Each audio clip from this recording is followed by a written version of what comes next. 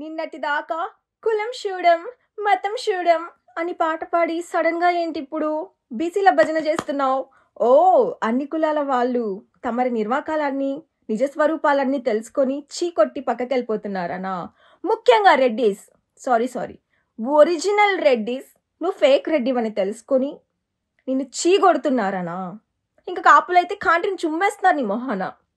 నిన్నటి దాకా ఉండవల్లి శ్రీదేవి అక్క గుండె జగన్ జగన్ జగన్ అని కొట్టుకున్న ఆ అక్క గుండె కూడా ఈరోజు ఏంట్రా ఈ దరిద్రం అని కొట్టుకుంటుందంట. అందుకని ఇప్పుడు సడన్ గా బీసీల పైన తమరికి ఎక్కలేని ప్రేమ వచ్చేసిందా? సరే, 4.5 సంవత్సరాలుగా బీసీలని తమరు ఎంత బాగా సన్మానించి ఉద్ధరించారో నేను చెప్పనా?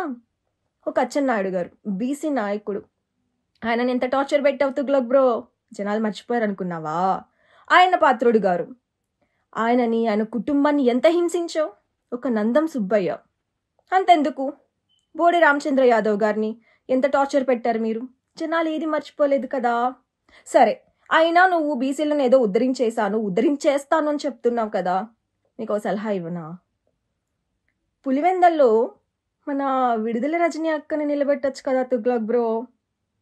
అదే ఆరోగ్య శాఖ మంత్రి కదా, పనికొస్తుంది.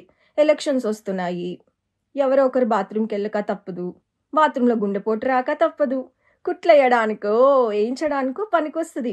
ఇచ్చే తుగ్లక్ బ్రో. అని అక్క బీసీఏ కదా.